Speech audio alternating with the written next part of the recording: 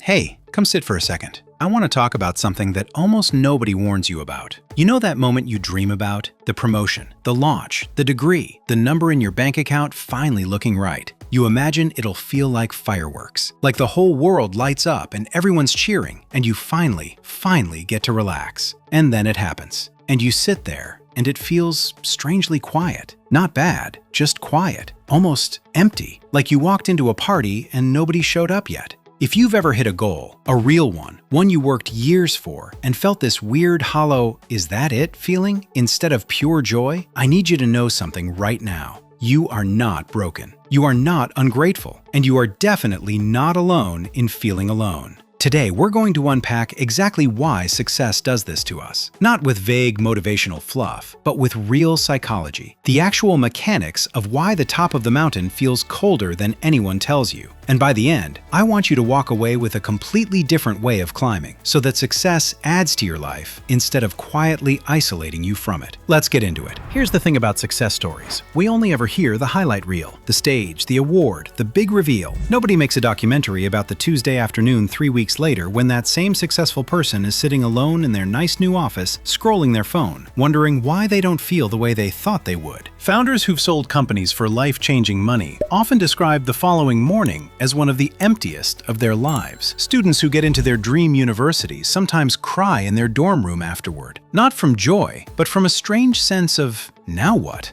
This isn't rare. Psychologists actually have names for pieces of this experience. Arrival Fallacy, Hedonic Adaptation, Summit Syndrome. We're going to walk through each one, because understanding the mechanism is what lets you finally do something about it. Let's start with something psychologist Tal Ben-Shahar calls the Arrival Fallacy. It's this deeply human belief that once you arrive at a certain goal, you'll finally, permanently be happy. Once I get the job, once I hit that number, once I get the ring, the house, the title, then I'll relax. Then I'll feel like I made it. The problem is, your brain doesn't actually work like a video game where you unlock a level and it stays unlocked forever, glowing, satisfied. Your brain is built to adapt. It's built to look at whatever you have now and very quickly start treating it as the new normal. That's not a flaw. It's actually one of the most important survival tools we have. It's why we don't stay traumatized forever after something painful. And it's also, unfortunately, why we don't stay thrilled forever after something wonderful. This is called hedonic adaptation. And here's the part that stings. The bigger the achievement, the faster and harder this adaptation kicks in. Because the gap between before and after was so dramatic that your mind rushes to close it and make it feel normal again. So the very success you worked hardest for is often the one that fades the fastest. Not because it wasn't real, but because your brain is doing exactly what it's designed to do, recalibrating your baseline. So if you've hit a big win and it already feels distant, like it happened to someone else, that's not you failing to appreciate it. That's just neuroscience. Now let's talk about the loneliness part specifically, because that's the piece that really catches people off guard. Think about the shape of most people's journeys toward a goal. In the beginning, you're usually surrounded by people at the same starting line. Classmates figuring out the same subject, coworkers grinding through the same entry-level struggles, friends who are broke and building at the same time you are. There's this shared language of struggle. You complain together. You celebrate tiny wins together. You understand each other without needing to explain anything. But success is, by definition, a departure from the group. As you move forward, the crowd around you gets smaller. Fewer people have done what you're doing. Fewer people understand the specific pressures you're now carrying. And here's the cruel twist. The people who are around you now often can't relate to your old struggles anymore, while the people who understand your old struggles can't relate to your new ones. You end up standing in this strange in-between space, too far ahead for your old circle to fully relate to you, not far enough or simply different enough to feel fully at home with a brand new circle. Sociologists sometimes call this the isolation of upward mobility. It shows up in first-generation graduates who go home for the holidays and feel like strangers at their own family table. It shows up in entrepreneurs who can't casually vent to friends about payroll stress because nobody else in the friend group has ever met payroll. It shows up in anyone who's grown past the room they used to belong in. Nobody's doing anything wrong here. It's just what growth geometrically does. You spread out, and spreading out creates distance. And distance, even good distance, can feel like loneliness if nobody prepared you for it. Let me give you a simple example. Imagine someone who spent 10 years working toward becoming a CEO. long nights, missed weekends, endless pressure. Finally, the promotion comes. Everyone congratulates them. Their family celebrates. Their LinkedIn fills with hundreds of comments. From the outside, it looks like they've finally made it. But a few months later, they notice something has changed. The coworkers they used to have lunch with now become more formal around them. Conversations become shorter. People hesitate before speaking honestly. Some employees see them as the boss, not a friend. Their old friends can't fully relate to the decisions they're carrying every day, and the pressure they're under is something they can't easily share with the people who depend on them. So even though they're surrounded by people all day, they've never felt more alone.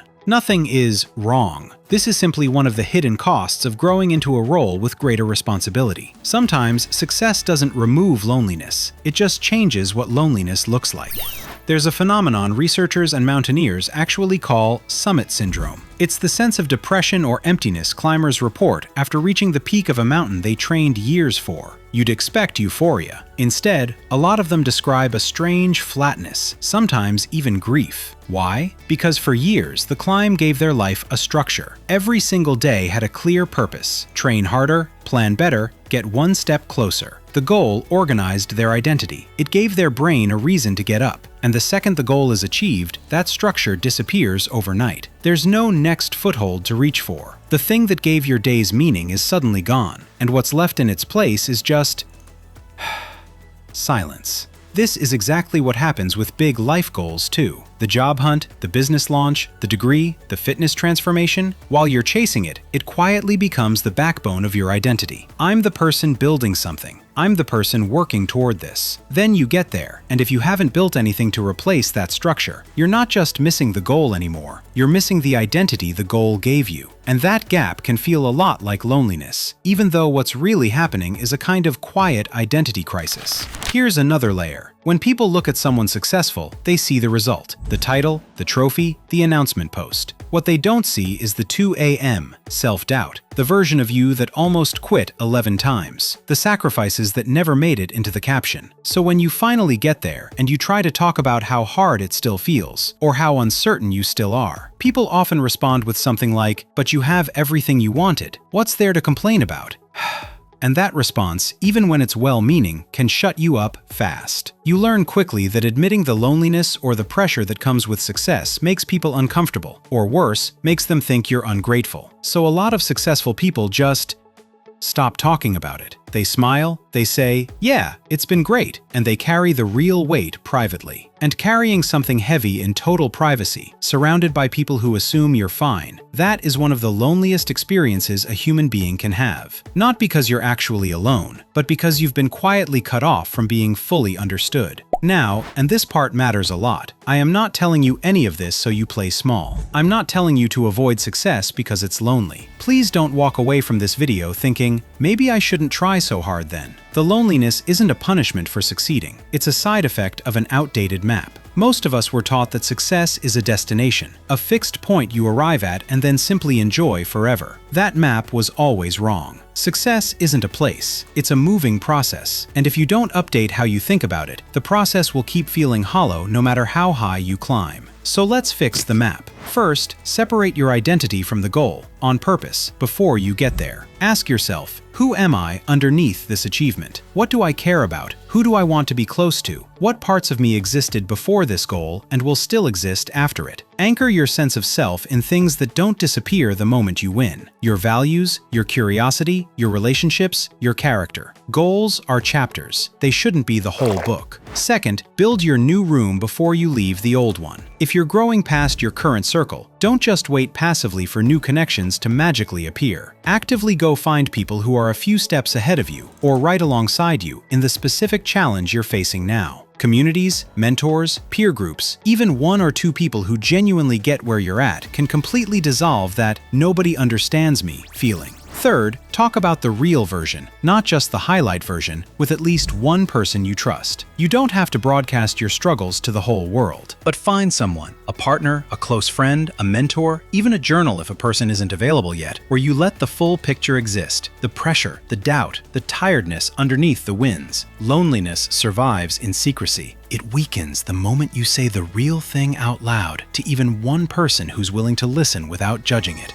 Fourth, build your next climb before you finish the current one. Since your brain thrives on having a direction, don't let the summit be a cliff edge. Start sketching the next meaningful thing, not out of restlessness or an inability to enjoy the present, but so that when the current climb ends, you're not left standing in a void. Let growth be a staircase you keep choosing to walk, not a ladder you're desperately trying to finish. And fifth, deliberately pause and let the win be a win. Because of hedonic adaptation, your brain will try to rush past this moment. Fight that. Write down what it took to get here. Tell the people who were part of the journey. Sit in the feeling for longer than feels natural. You earned the right to actually feel this, not just check it off a list and move to the next thing. If you're standing at some kind of summit right now, a goal you worked hard for, and it feels quieter than you expected, I want you to hear this clearly. That silence isn't proof that something's wrong with you. It's proof that you climbed high enough to reach thin air. Most people never even get uncomfortable enough to feel this. You're not lonely because you failed.